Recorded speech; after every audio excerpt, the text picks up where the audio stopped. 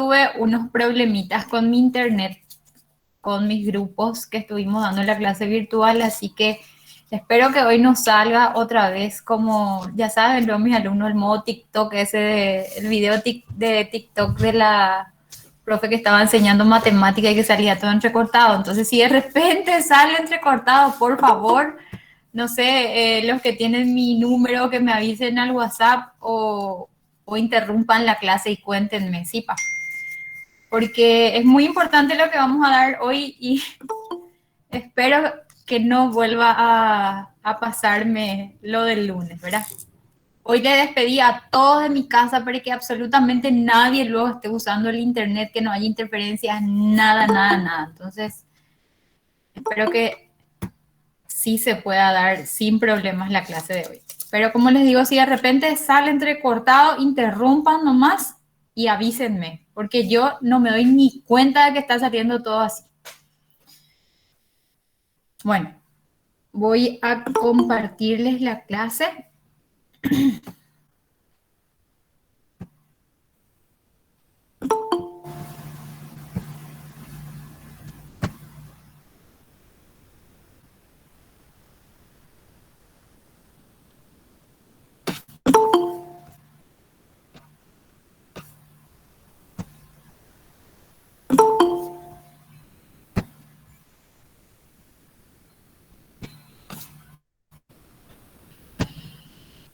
Y voy a dejar el audio. La auscultación del corazón y de los grandes vasos es el método exploratorio que brinda mayor información sobre el examen físico cardiovascular.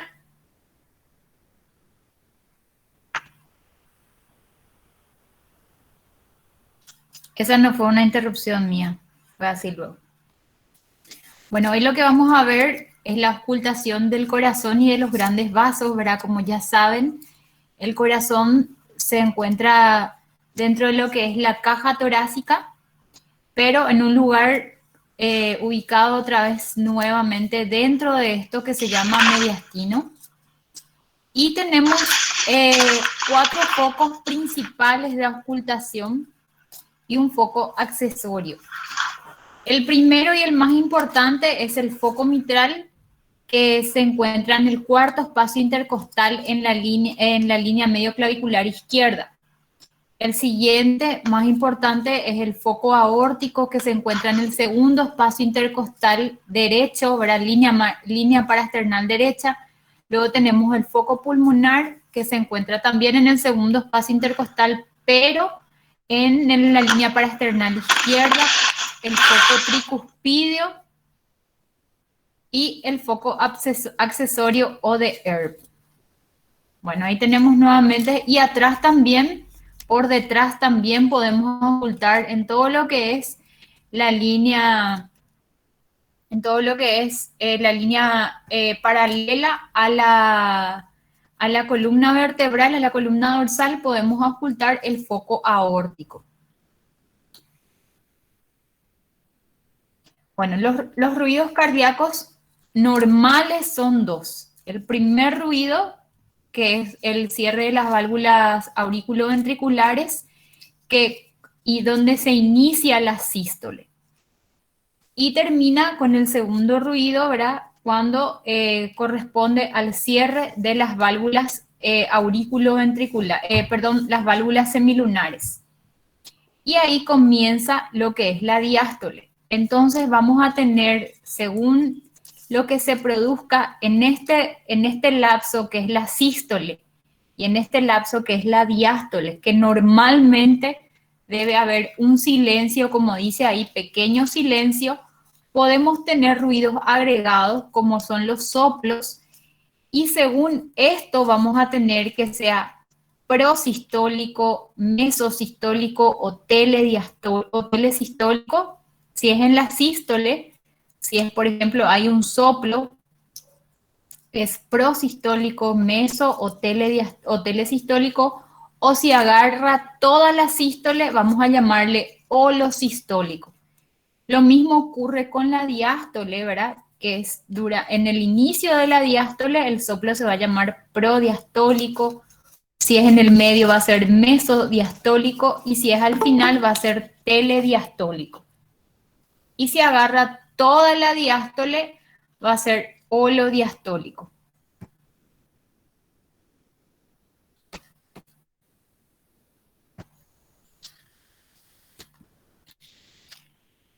Bueno, y aquí están, verá, nuevamente lo que son el primer y el segundo ruido. El primero que vemos en rojo, el segundo ruido que vemos en azul. Y tenemos también un tercer ruido y un cuarto ruido que pueden aparecer, que son ruidos también agregados o ruidos patológicos. El ciclo cardíaco, ¿verdad? Lo que es les decía que el primer ruido corresponde al cierre de las válvulas auriculoventriculares, como tenemos aquí. Después viene la fase de contracción isovolumétrica, tenemos la eyección rápida y posteriormente una eyección lenta. Todo eso ocurre en la sístole. Luego tenemos el cierre de las válvulas semilunares, que corresponde al segundo ruido, y tenemos la fase de relajación isovolumétrica seguidamente. Tenemos la fase de llenado rápido, la fase de llenado lento y posteriormente una sístole auricular, ¿sí? Pero esto ocurre dentro de la diástole. En los ruidos cardíacos normales tenemos al primer ruido, que es causado por la sístole ventricular. Tiene una duración de 0.08 a 0.16 en un promedio de 0.055 segundos. Después del comienzo de la onda, que en el electrocardiograma hace el inicio. En el foco mitral aparece más intenso que en el tricuspidio y que el segundo ruido en ambos tiempos. Además, es más grave que esta, la duración total del primer ruido. Entonces, como dijimos, oscila entre 0.08 a 0.16. Es de tonalidad baja, es grave, es sordo. El segundo ruido es más breve, de 0.06 a 0.12 segundos. Además es más intenso que este, es más agudo que el primero. Tenemos al tercer ruido, que tiene una tonalidad baja y poco intenso. Es fisiológico cuando tiene una duración de 0.04 a 0.8 segundos. Es patológico o llamado también el galope protodiastólico, denominando también el galope de llenado ventricular, o está hablando de una disfunción ventricular, tercer ruido. El cuarto, sin embargo, aparece al final de la diástole. Es la puesta en tensión tanto del aparato valvular auriculoventricular como el de miocardio ventricular, llamado también galope presistólico o galope auricular, y nos está hablando de una sobrecarga sistólica. Tenemos aquí un esquema de los ruidos cardíacos anormales, su ubicación en el ciclo y la causa. El tercer ruido patológico es diastólico, es de llenado rápido. El cuarto ruido patológico es diastólico también, pero es la sístole auricular. El clip es protosistólico y es por apertura de las válvulas sigmoides. Los chasquidos, el chasquido protodiastólico es la apertura auriculoventricular. Tener en cuenta que el primero y el segundo ruido es el cierre de las válvulas, tanto auriculoventriculares o las sigmoides. En cambio, el clip y el chasquido son aperturas, de apertura. Los soplos pueden ser sistólicos, diastólicos, sistodiastólicos o continuos. La causa es la pérdida del flujo laminar o turbulento. Los frotes pueden estar ubicados en cualquier parte del ciclo, son roce de hojas pericárdicas.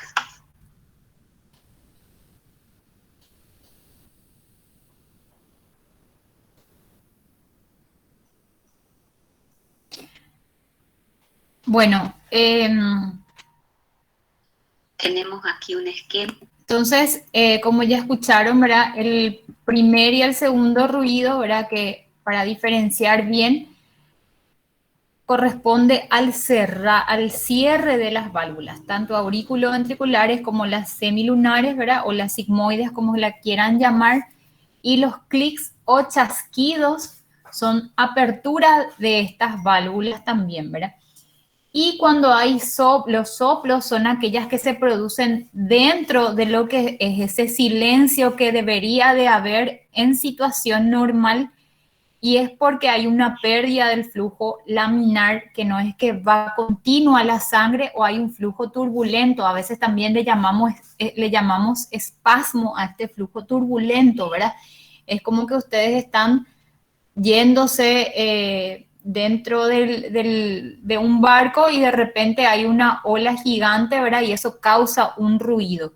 Y ustedes pueden comparar esas válvulas, ¿verdad? Porque de acuerdo al sitio de la válvula, ¿verdad? Vamos a tener también los tipos de soplos. Entonces pueden comparar a estas válvulas como una ventana o como una puerta de dos hojas que deben abrirse, y que tanto van a ser o la estenosis o las insuficiencias van a ser de acuerdo a cómo la insuficiencia es cuando esa puerta de dos hojas, ¿verdad? No se cierra bien, y esa estenosis va a ser cuando no se pueda abrir bien esa puerta de dos hojas.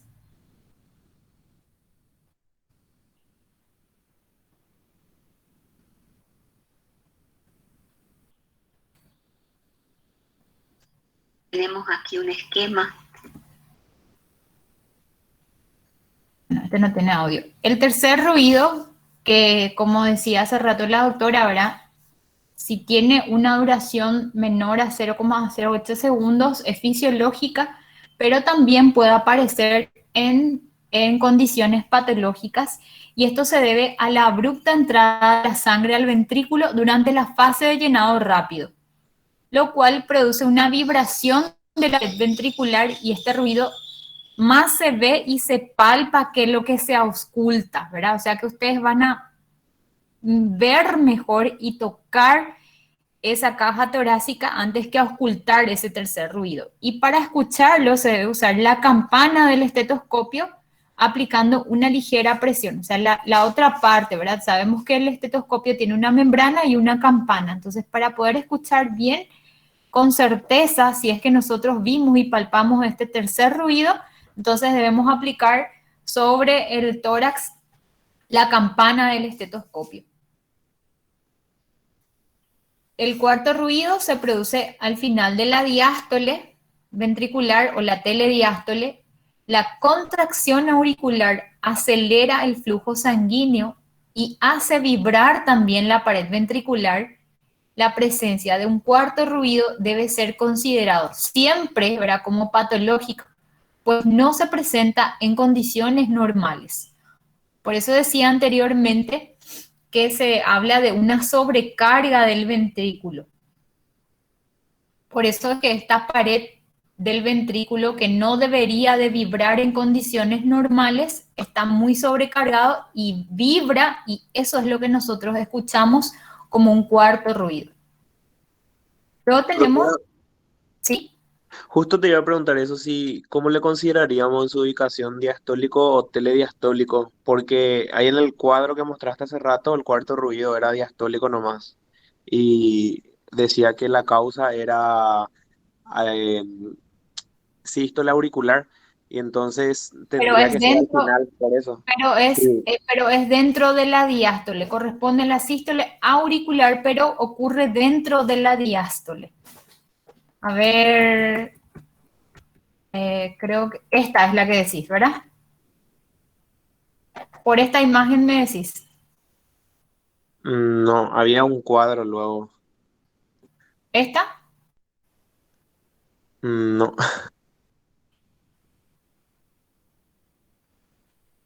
creo que está después de esos.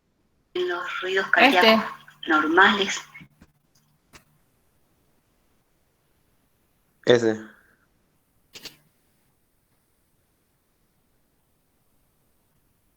ruidos Vamos a escuchar otra cardíacos vez lo que dice ahí. normales. ¿Ves Tenemos que al dice primer luego ruido, al que final es de la causado por la diástole? sístole ventricular. Sí, no, no es la imagen, doctora, es el cuadro donde te dicen todos los ruidos, donde había creo que soplos, tercer ruido, Este, cuarto ruido. Ruidos cardíacos Ese. anormales, este es. su Y Sí. ahí te ubicación menciona, Ahí disclósica está, la causa el sístole tercer ruido auricular, dice. patológico, que es diastólico, es de llenado rápido. El cuarto ruido patológico es Se diastólico ubica, sí, también, dentro de pero la es la diástole, sístole pero auricular. corresponde a la sístole El auricular, ya T corresponde otra vez a es la contracción de la protosistólico aurícula. y es por apertura de las válvulas.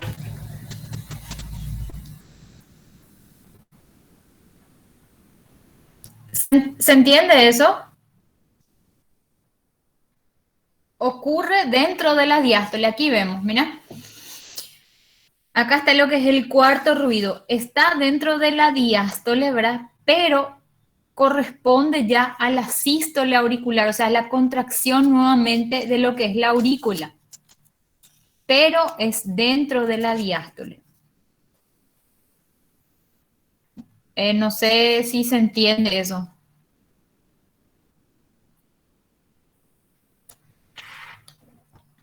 Yo sí entendí, doctora. Bueno, el que preguntó. sí, doctora, lo que me refería nomás si que me sale, por ejemplo, así, si me sale telesistólico, lo sistólico, sistólico, yo lo que creía que el más correcto es marcar el telesistólico, por eso no, perdón, telediastólico. Telediastólico, sí, sí, sí, está bien. Está bien de igual forma porque es al final de la diástole. Ocurre al final de la diástole, totalmente, ¿verdad? O sea, es telediastólico, pero solamente que corresponde a la sístole auricular, pero está dentro de lo que es el final de la diástole. Está súper bien. Bueno, y el galope, que en ocasiones, ¿verdad? Un R3, un tercer ruido o un cuarto ruido dan una cadencia de galope después de un primer y un segundo ruido. El galope es como su nombre dice, ¿verdad? El galopeo de un caballo. Y el galope ventricular tiene una secuencia de primer ruido, segundo ruido, tercer ruido y las onomatopeyas Tennessee, Tennessee o tom tatú. El galope auricular tiene una secuencia R4, o sea, cuarto ruido, primer ruido, segundo ruido, y sus onomatopeyas son Kentucky, Kentucky o qué tonta. Suelen escucharse mejor con, y no sé qué tenía que decir ahí.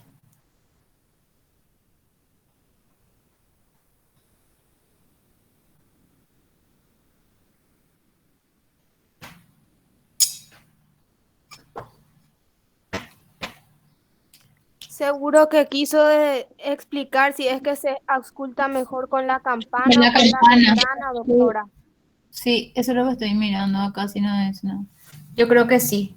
Realmente se oculta mejor con la campana del estetoscopio, ¿verdad? De igual forma, si es muy intenso este ruido de galope, se oculta simplemente, ¿verdad? Con la membrana del estetoscopio en pacientes con una insuficiencia cardíaca crónica, ¿verdad? Y descompensados puede escucharse súper bien. Y ahí tenemos lo que es el ciclo, ¿verdad? El primer ruido que corresponde al inicio de la sístole, que coincide, ¿verdad? Que corresponde al cierre de las válvulas auriculoventriculares. Luego tenemos el segundo ruido, que se da con el cierre de las válvulas semilunares o sigmoideas. El tercer ruido, que puede ser fisiológico en ocasiones y si es de larga duración, tenemos un ruido patológico que se da al inicio de la diástole y luego tenemos el cuarto ruido que es al final de la diástole.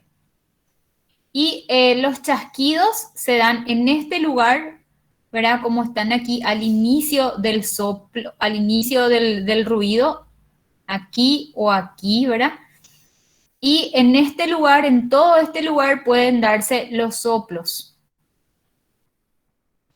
Bueno, aumento y disminución de intensidad de los ruidos. Así como por ejemplo, tenemos el murmullo vesicular que es simplemente la entrada y salida de aire, ¿verdad? Nosotros tenemos que el primer ruido y el segundo ruido tienen una intensidad X, por así decirlo. Pero hay situaciones, tanto fisiológicas como patológicas, que hacen que ese primer y segundo ruido o puedan aumentar de intensidad o puedan disminuir la intensidad, ¿verdad? Por ejemplo, siempre ustedes tienen que ubicar, ¿se acuerdan que decíamos que el murmullo vesicular, por ejemplo, puede estar disminuido en situaciones fisiológicas en un paciente con un tórax gordito, ¿verdad? Que tiene un aumento en lo que es el tejido celular subcutáneo. Bueno, una de las situaciones en las cuales va a ser disminuir fisiológicamente la intensidad de estos ruidos va a ser la misma. Entonces, a eso me estoy refiriendo cuando hablo del aumento y de la disminución de la intensidad. ¿Qué situación patológica hace que aumente el primer ruido? Una estenosis mitral. ¿Por qué? Porque hace que la válvula auriculoventricular se abra más, entonces suena más, obviamente, cuando se cierra también. La disminución del primer ruido podemos ver por también una alteración valvular, pero en este caso una insuficiencia mitral, lo contrario de una estenosis mitral, ¿verdad? Entonces, aumenta el primer ruido, una estenosis mitral, disminuye una insuficiencia mitral. ¿Por qué? Porque esa válvula es incompetente y ni siquiera se abre bien y no se cierra bien. Una alteración miocárdica, o sea, la alteración está dentro del miocardio, en el músculo del corazón. ¿Y cuándo se dan estas situaciones? En un infarto agudo de miocardio, en una miocarditis o una endocarditis. Situaciones que hacen en las cuales las células del corazón estén comprometidas. También por una mala transmisión sonora, por ejemplo, un derrame pericárdico que no hace que el corazón pueda tanto contraerse como dilatarse, puede ser un enfisema o una obesidad que ya les estaba diciendo, ¿verdad? Todas estas situaciones hacen que disminuya el primer ruido. Y el segundo ruido, ¿cuándo aumenta? Cuando hay una insuficiencia aórtica, por ejemplo, cuando la aorta está comprometida en una hipertensión arterial sistémica o una estenosis aórtica. Y la pulmonar en una hipertensión pulmonar, que se da en casos a veces en una insuficiencia aórtica. La disminución del segundo ruido tenemos en una estenosis aórtica grave o una insuficiencia aórtica grave también. Por causas pulmonares de la pulmonar en una estenosis pulmonar o una tetralogía de Fallot.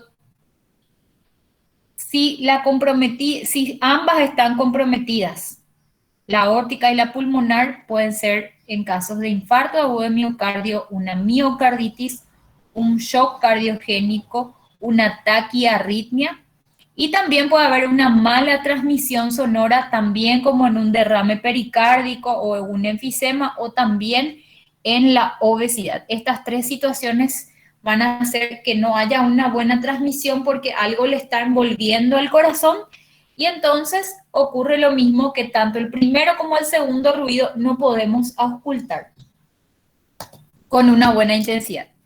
Las modificaciones están relacionadas con alteraciones en la válvula mitral o en la aórtica, menos con la pulmonar o la tricuspidia. Bueno, primer ruido de intensidad cambiantes. En la fibrilación auricular, que es un tipo de arritmia que tenemos, ¿verdad? Una taquiarritmia muy importante, la más importante de las arritmias, y en las extrasístoles ventriculares, que son latidos anticipados que ocurren antes de la sístole ventricular, existen diástoles de diferente duración.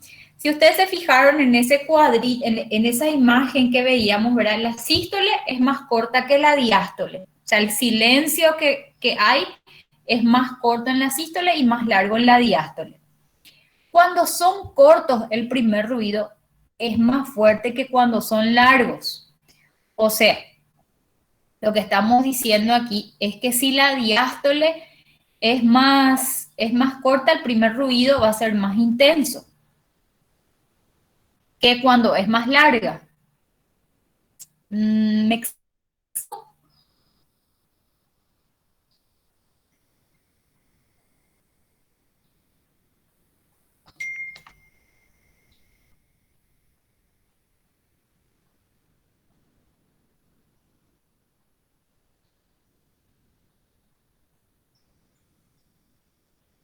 ¿Se entiende?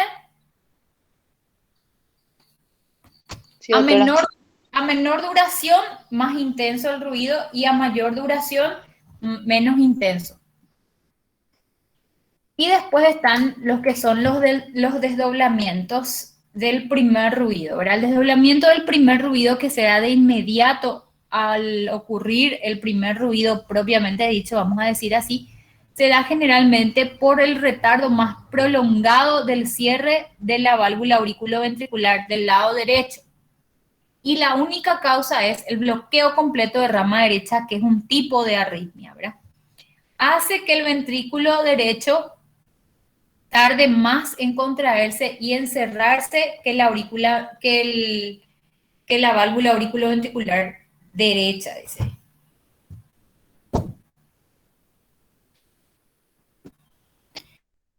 Y los desdoblamientos del segundo ruido, que se pueden ocultar en el foco pulmonar y en el foco aórtico, ¿verdad?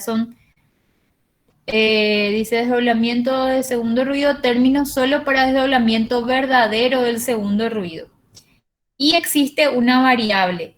¿Cómo es una variable? Que se acentúa con la inspiración. Si ustedes piensan que escucharon un desdoblamiento del segundo ruido, le piden al paciente que haga una inspiración profunda y ahí van a ocultar mejor este segundo ruido.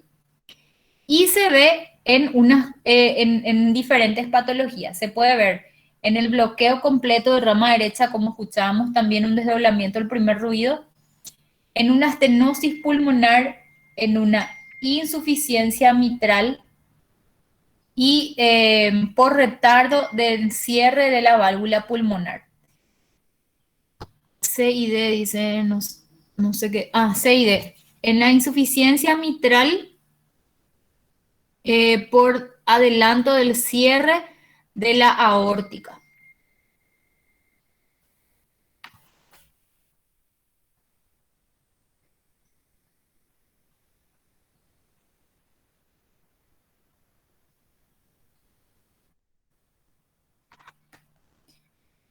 Y puede ser un desdoblamiento fijo del segundo ruido que no se modifica con la expiración, ¿verdad?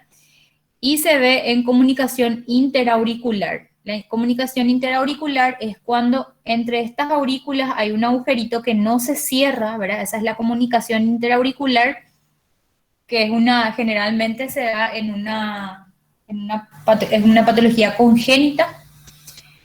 Y no se modifica porque el volumen de la sangre que llega de la aurícula derecha al ventrículo derecho está aumentado de por sí y demora el ventrículo derecho más tiempo en la eyección, ¿sí? Porque esa sangre está estásica ahí, vamos a decir, todo el tiempo está ahí. Entonces, ¿qué pasa? Que el ventrículo derecho tarda más en llenarse porque tiene más sangre para entrar. Y entonces tarda más en hacer una eyección. Y luego tenemos un desdoblamiento paradójico que disminuye, al contrario del segundo ruido variable, ¿verdad? Disminuye con la expiración y ocurre cuando hay otro tipo de arritmia que es súper importante, que es el bloqueo completo de rama izquierda. Y ello se da por el retardo en el cierre de la válvula aórtica. La expiración retarda en cerrar la válvula pulmonar y la equipara con la aórtica retardada. La inspiración, dice, aumenta el retorno. ¿Por qué ocurren estos fenómenos durante la expiración? Porque aumenta el retorno venoso en el lado derecho, porque hay un aumento en la presión intratorácica. entonces eso hace que aumenten los soplos del lado derecho, ¿sí? Esto se ve con el signo de Rivero-Carballo. ¿Se acuerdan que decíamos que teníamos que ponerle al paciente? O sea, el paciente está sentado y nosotros le estamos ocultando y le ponemos un poquitito más hacia adelante, por así decirlo. Le pedimos que inspire y ese es el signo de Rivero-Carballo, ¿verdad? Cuando se oculta, disminuye el retorno venoso, ocurre lo contrario, por disminución de la presión intratorácica. Entonces, hay una maniobra de Valsalva con glotis cerrada y esto aumentan los soplos del lado izquierdo, de insuficiencia aórtica e insuficiencia mitral.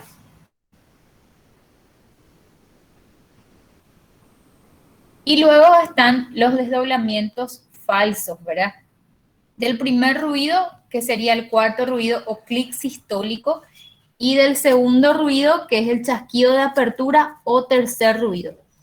El clic sistólico es lo que ocurre cuando se abre, es un ruido que se escucha cuando se abren las válvulas semilunares. Y el chasquido de apertura es cuando se abre la válvula auriculoventricular. Entonces, estos ruidos que son patológicos realmente, ¿verdad? Que son el clic o el chasquido y se dan generalmente, el clic se da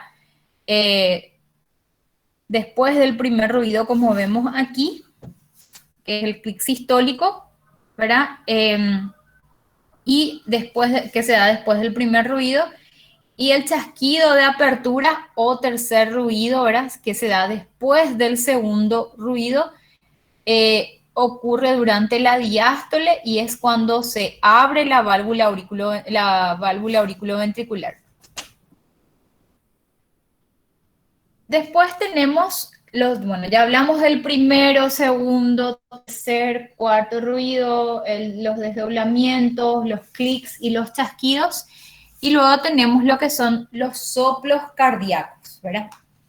Y este soplo cardíaco que vamos a tener de diferentes tipos de soplos según ocurran en la sístole o en la diástole o en ambos tiempos, porque ¿se acuerdan que decía al inicio que pueden ser sistodiastólicos o continuos también llamados porque ocurren en ambos tiempos?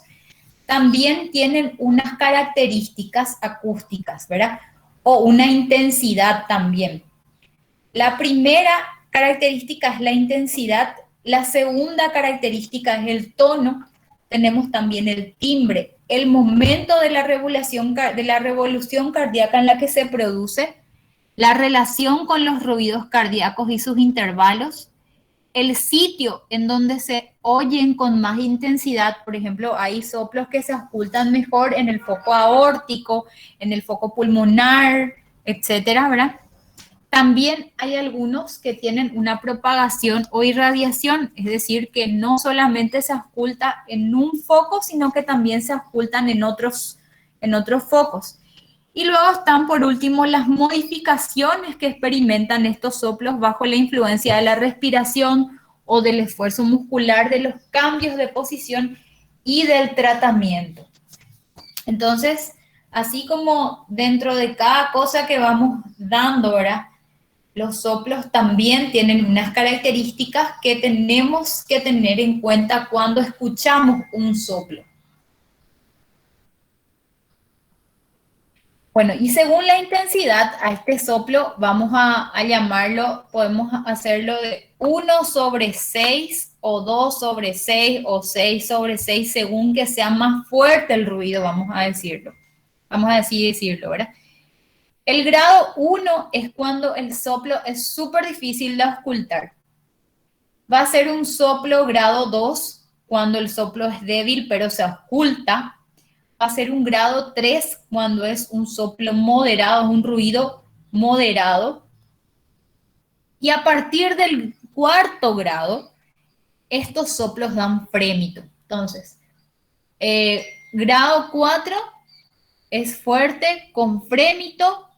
El grado 5 ya es muy fuerte, también con frémito. Y el grado 6 sin necesidad de apoyar el estetoscopio sobre el tórax, da frémito.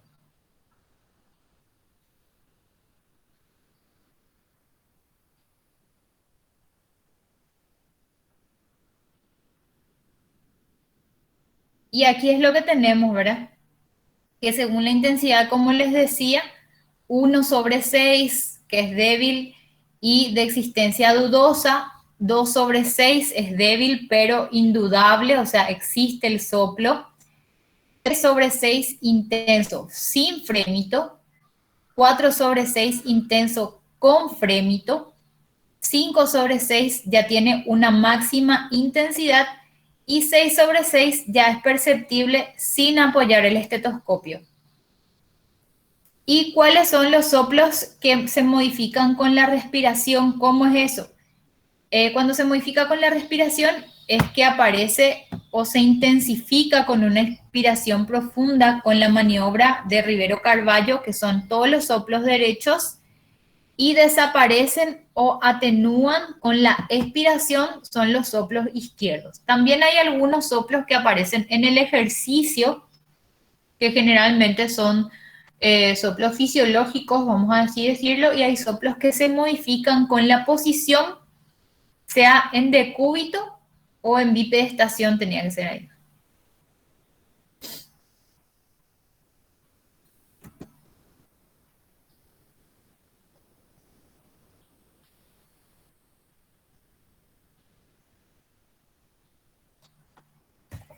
Bueno, eso era en cuanto a la intensidad como característica. El tono como característica acústica puede ser alta, puede ser media o puede ser de tono bajo, ¿verdad? Cualquiera de estas tres.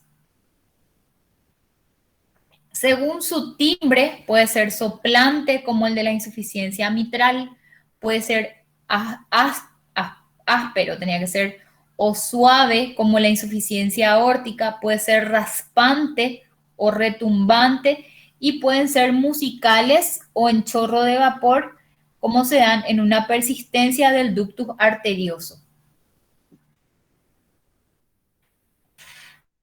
La cuarta característica, que según el momento en el ciclo cardíaco en el que se produce, puede ser sistólico, puede ser diastólico o sistodiastólico, y cuando se da sístole, diástole, sístole,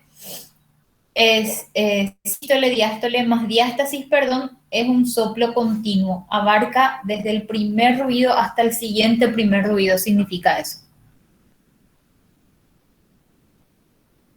De acuerdo a la relación con los ruidos cardíacos y sus intervalos, que era una de las primeras imágenes que veíamos y que yo les decía que podía ser proto o pro, meso y tele, ¿verdad? Al inicio de la sístole es proto, en la mitad de la sístole es mesosistólico y al final de la sístole es telesistólico. Al igual que si de aquí a aquí tengo diástole, va a ser protodiastólico, mesodiastólico o telediastólico. Y si abarca todo el ciclo, toda la sístole o toda la diástole, va a ser, como dice su nombre aquí abajo, holosistólico o va a ser holodiastólico. El sitio de máxima auscultación y propagación es que los soplos se auscultan en el área que expele la sangre, así como en el área donde fluye la sangre. O sea, es simplemente, ¿verdad? Si voy a auscultar mejor en el foco aórtico, en el foco pulmonar, o en el foco tricuspideo, o en el foco mitral. Y como les decía hace rato, también pueden irradiar estos soplos cardíacos. Se auscultan en el área, como decíamos anteriormente, que expele la sangre y en el sitio a donde fluye la sangre, ¿verdad? Entonces, por ejemplo, la estenosis pulmonar podemos auscultar en el foco mitral hasta el foco pulmonar, y así es como van teniendo, según esto, de la insuficiencia pulmonar, pues tiene una irradiación hacia el foco mitral, y de esta forma estos soplos pueden irradiar a donde está yendo la sangre.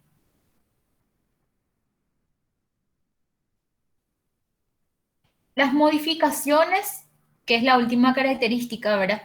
Las modificaciones de los soplos en relación con los cambios de posición y las maniobras. En bipedestación, o sea que el paciente parado, ¿qué pasa? Disminuye el volumen del ventrículo izquierdo y acentúa solamente dos soplos, que es el de la miocardiopatía hipertrófica, o sea que cuando el corazón está muy musculoso, y el del prolapso de la válvula mitral. De pie, siempre en bipedestación, pero inclinado hacia adelante y con los brazos arriba, mano arriba, ¿verdad? Como se suele decir, se oculta mejor el soplo de insuficiencia aórtica. En decúbito lateral derecho, o sea, el paciente está acostado y yo le giro hacia la derecha, oculto mejor el soplo cualquier soplo que se dé mejor en el foco tricuspidio. Y con los signos de Valsalva, con las maniobras de Valsalva, o maniobra de Valsalva es cualquier maniobra que haga esfuerzo, en la cual haga esfuerzo el paciente, o como decimos en guaraní, ña'a, ¿verdad? Eña amido, y le estamos pidiendo que haga un esfuerzo a nuestro paciente, o durante el ejercicio físico pueden aumentar de intensidad algunos soplos. O podemos escuchar algunos soplos que están medio dormiditos y que son soplos fisiológicos simplemente. ¿Y cuáles son las causas de estos soplos? Pueden originarse por un aumento en la velocidad de la sangre, ¿verdad? Estamos hablando porque pasa por válvulas estrechadas o estenosadas, porque pasa esa sangre por cavidades o por vasos dilatados o insuficientes, o por derivación por conexiones anómalas. Por ejemplo, hay acá estas son las dos aurículas y los dos ventrículos, y acá hay una conexión, y aquí hay otra conexión que no debe haber en situaciones normales, o por coincidencia con dos o más alteraciones, ¿sí? O sea que puedo tener una comunicación interauricular y una estenosis o una insuficiencia de otra válvula, ¿verdad? Bueno, mecanismo de producción, como decíamos ya hace rato, es por la turbulencia que hay en la sangre. En primer lugar, la corriente veloz en un tubo de calibre uniforme, o sea que pasa muy rápido. Podemos también tener cuando hay una obstrucción local. Por ejemplo, tenemos unas plaquitas de colesterol dentro de lo que son las arterias, ¿verdad? Entonces, esto causa una turbulencia dentro de este pasaje. Puede ser por un súbito aumento en el calibre de los vasos, ¿verdad? Entonces, esto que se está yendo a una velocidad, ¿verdad? Disminuye acá en la velocidad porque es más grande el vaso, entonces eso también causa otro ruido. Por una regurgitación, o sea, esto se está yendo hacia ahí y vuelve la sangre de donde estaba viniendo, o por una obstrucción local y un calibre aumentado, o sea que, como veíamos aquí, ¿verdad? Pero en este lugar puede que hayan unas plaquitas de colesterol, ¿verdad? Unos ateromas, entonces eso hace que pase con dificultad y causa un ruido gigantesco. Eso también puede ser la causa de que se produzca un soplo. La corriente laminar, como dice ahí abajo, ¿verdad? Es silenciosa, pero la corriente turbulenta produce vibraciones audibles, que son los soplos, y palpables, que son los trill o frémitos, y tomados con permiso perdón, ese ya he tomado con permiso y modificación, no vaya, dice, del libro, no vaya. Bueno, entonces cualquiera de estas 5 causas hacen que se produzca una turbulencia que hace que se escuche un soplo. Cuando pasa muy rápido la sangre, cuando hay una obstrucción, cuando hay un cambio en el calibre, cuando regurgita la sangre o cuando tenemos una obstrucción y un aumento en el calibre del vaso donde está yendo la sangre. Bueno, 4.29 dice, esquema conceptual de los soplos cardíacos. Bueno, los soplos del ventrículo derecho tienen una maniobra de Rivero-Carvalho positiva y son soplos sistólicos y soplos diastólicos. ¿Cuáles son los soplos sistólicos? Existen soplos eyectivos y regurgitantes, ¿verdad? Los soplos eyectivos son de estenosis pulmonar y de comunicación interauricular.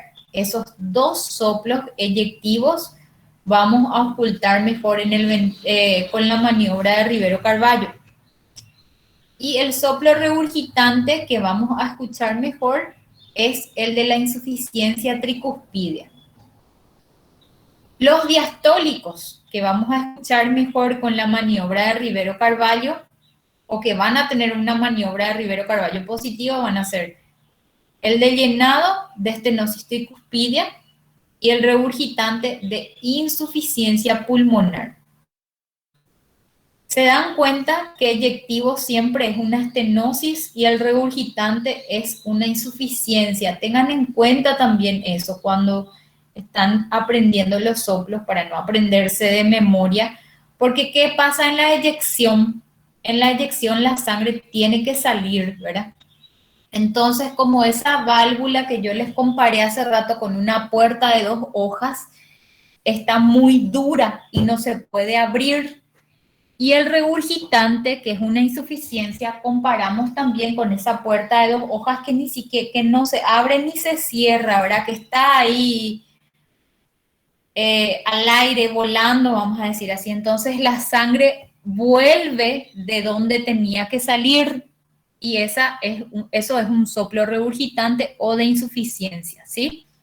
Entonces comparen y acuérdense de esa puerta de 2 hojas que yo le digo, una ventana de 2 hojas que está estrechada o que no se abre ni se cierra bien, ¿sí? Para poder ubicarse más o menos en lo que es el corazón, porque la válvula es como una puertita nomás, en realidad es una puertita, ¿verdad? Entonces estos son los soplos que van a dar una maniobra de Rivero-Carvalho positiva, que son los soplos del ventrículo derecho, perdón. Y los soplos que se dan en el ventrículo izquierdo van a dar una maniobra de Rivero-Carvalho negativa. ¿Y cuáles son? Son sistólicos y son diastólicos también. Pero los sistólicos son aquellos eyectivos de estenosis aórtica, por ejemplo, ¿verdad? Y el regurgitante de la insuficiencia mitral y de la comunicación interventricular. Y los soplos diastólicos son de llenado, va a ser el de la estenosis mitral y del regurgitante va a ser el de insuficiencia aórtica. Esta es la maniobra de Rivero-Carvalho, ¿verdad? La figura A que tenemos aquí, ¿verdad? En la posición, el paciente está sentado, le pedimos que se incline hacia adelante y le pedimos que haga una inspiración profunda. Aquí es cuando estamos ocultando al paciente en decúbito supino y esto es en decúbito lateral izquierdo. Decúbito de Pachón, que era lo mismo que hacíamos para poder palpar mejor el ictus cordis, le poníamos al paciente en decúbito de Pachón, lo mismo hacemos también para auscultar. Criterios clínicos para el diagnóstico de soplos patológicos, ¿verdad? Un frémito palpable que tiene que ser una intensidad mayor de 3 a 6. ¿Se acuerdan que hasta del grado 1, grado 2 y grado 3 no dan frémito?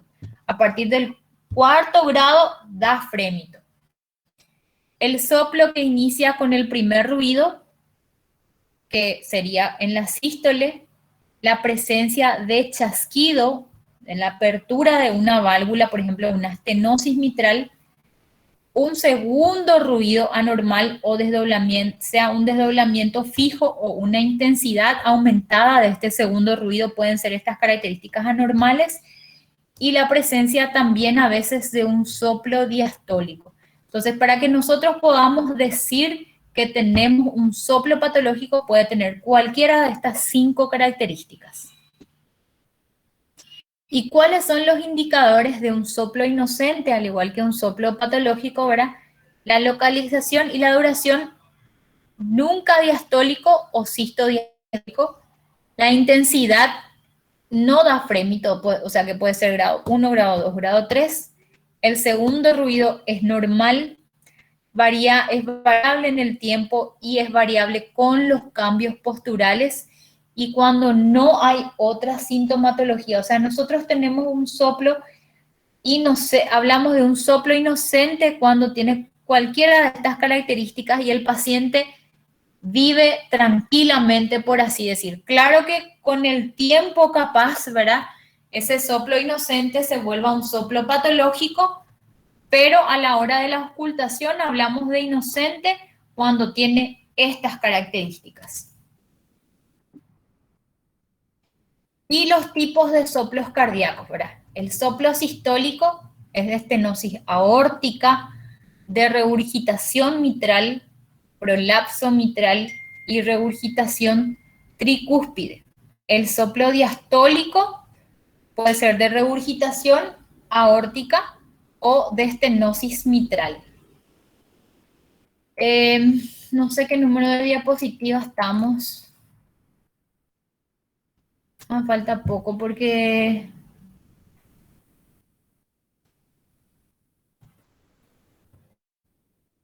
esto es algo demasiado importante que quiero que aprendan bien y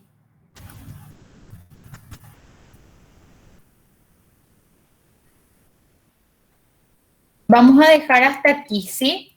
Entonces, la próxima clase entramos a hablar bien de lo que son estos soplos, ¿sí?